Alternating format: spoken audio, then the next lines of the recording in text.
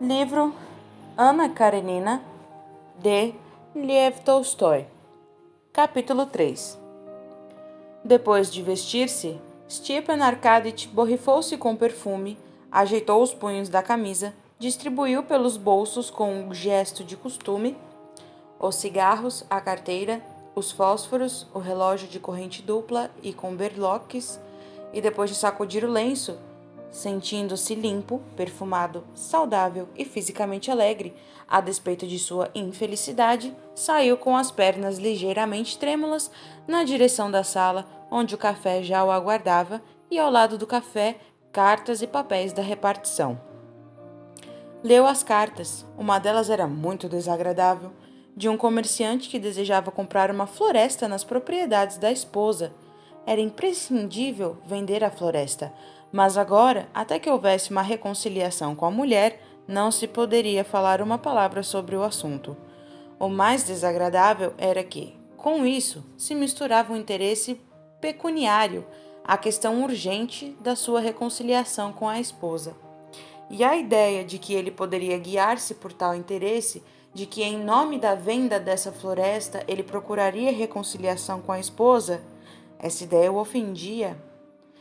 Encerrada a leitura das cartas, Stepan Arkadych puxou para si os papéis da repartição. Folheou repetidamente 2 processos, fez algumas anotações com um lápis grande e, depois de pôr de lado os processos, ocupou-se com o café. Durante o café, desdobrou o jornal matutino, ainda úmido de tinta, e começou a ler.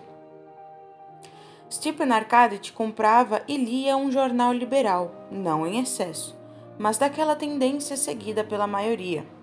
E apesar de nem a ciência, nem a arte, nem a política o interessarem em especial, ele sustentava com firmeza, em todos esses assuntos, as opiniões seguidas pela maioria e pelo seu jornal, e só as modificava quando a maioria também as modificava. Ou, melhor dizendo, ele não as modificava, mas eram elas mesmas que se modificavam nele de forma imperceptível. Stepan Arkadych não escolhia nem as tendências nem as opiniões. Eram as tendências e opiniões que vinham a ele, assim como não escolhia o modelo do chapéu ou da sobrecasaca, mas adotava o que os outros vestiam. E para ele, que vivia num ambiente social em que a necessidade de alguma atividade intelectual se desenvolvia, de hábito, na idade madura, ter opiniões era tão indispensável quanto ter um chapéu. Se existia uma razão para preferir a tendência liberal à conservadora, defendia também por muitos de seu círculo, não residia no fato de ele julgar a tendência liberal mais razoável, mas sim de estar mais próximo de seu modo de viver. O Partido Liberal dizia que na Rússia tudo andava mal e, de fato, Stepan Arkadych tinha muitas dívidas e o dinheiro, decididamente, era escasso.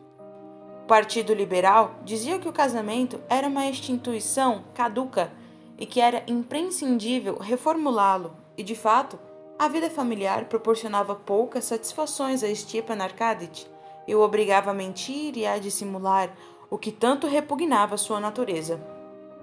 O Partido Liberal dizia, ou melhor, dava a entender, que a religião não passava de um freio para a parte bárbara da população.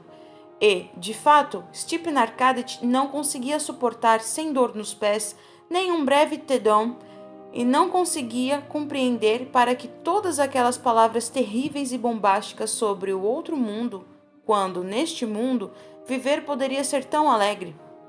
Além disso, Stepan Arkadych, que adorava brincadeiras divertidas, gostava de às vezes escandalizar pessoas pacatas, dizendo que se elas se orgulhavam tanto de sua origem, não deveriam deter-se em Ryurik e renegar o primeiro fundador, o macaco.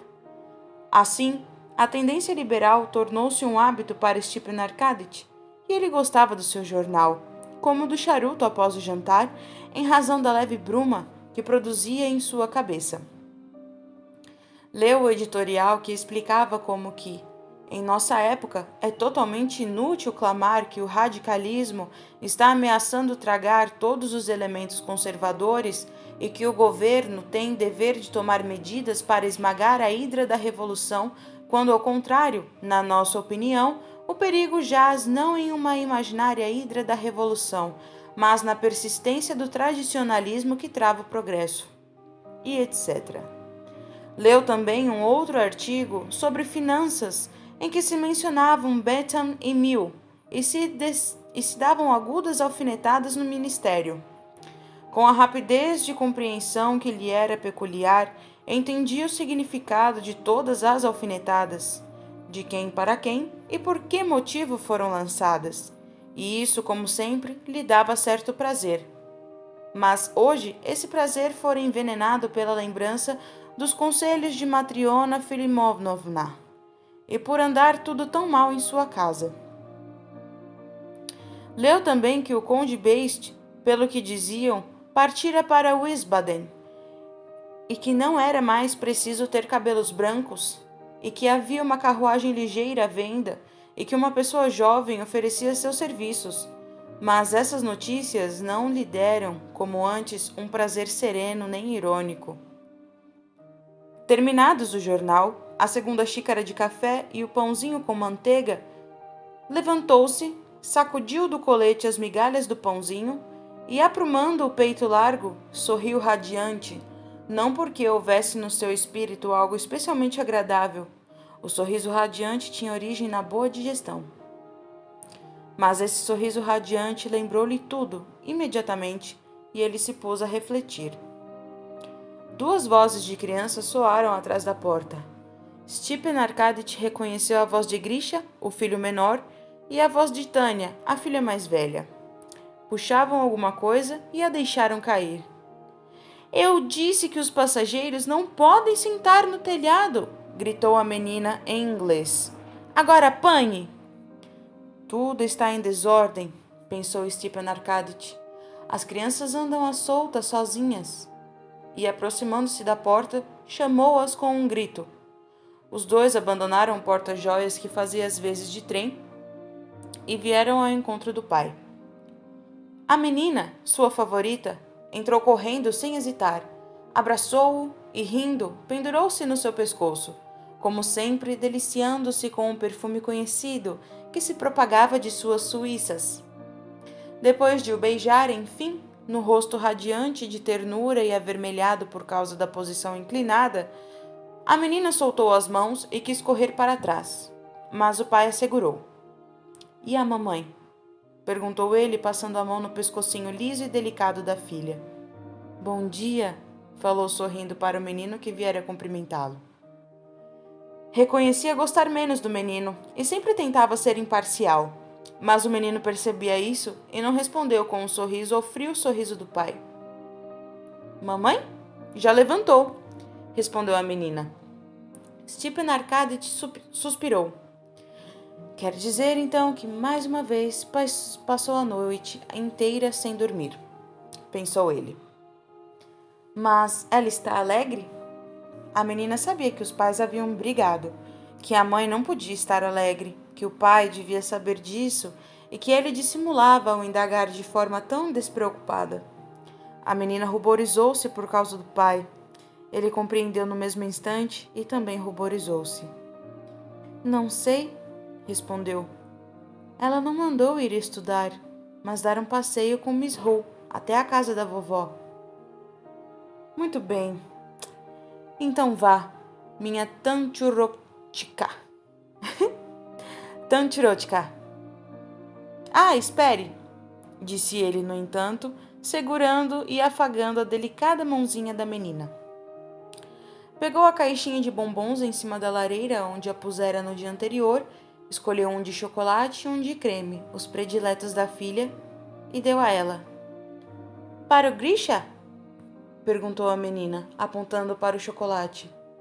Sim. E depois de afagar mais uma vez os ombrinhos da filha, beijou-a na raiz dos cabelos, no pescoço e soltou-a. A carruagem está pronta, disse Matviei. Uma mulher quer vê-lo, acrescentou ele. Está aí há muito tempo? Perguntou Stepan Arkadych. Meia horinha. Quantas vezes já mandei você me avisar imediatamente?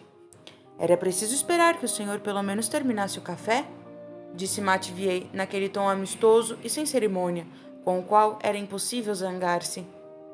Pois bem, mande entrar logo, disse Oblonsky, franzindo o rosto de irritação. A requerente, a esposa do capitão Kalinin, pedia algo impossível e despropositado, mas Stepan Arkadych, como era seu costume, a fez sentar-se, escutou com atenção e, sem interromper, deu-lhe um conselho pormenorizado. Disse a quem e como dirigir-se, e até com a sua letra graúda alongada, bonita e clara, redigiu com presteza e capricho um bilhete para a pessoa que podia ajudá-la. Depois que ela se foi, Stepan Arkadych pegou o chapéu e deteve-se, pensando se não esquecera nada. Verificou-se que nada havia esquecido, além daquilo que desejava esquecer, a esposa. Ah, sim. Baixou a cabeça e seu belo rosto tomou uma expressão melancólica. Ir ou não ir, pensou a si mesmo. E uma voz interior lhe disse que era desnecessário ir, que nada poderia resultar senão falsidade, que era impossível pôr em ordem, reparar as relações entre eles, pois era impossível torná-la de novo atraente e estimulante ao amor ou transformá-la num velho incapaz de amar. Além da falsidade e mentira, nada agora poderia resultar dali, e falsidade e mentira repugnavam a sua natureza. No entanto, mais cedo ou mais tarde será preciso, afinal, isso não pode continuar assim, disse tentando encorajar-se. Aprumou o peito, pegou um cigarro, pôs-se a fumar, deu 2 baforadas, jogou-o no cinzeiro de madrepérola, atravessou a sala escura com passos ligeiros e abriu uma outra porta para o quarto da esposa.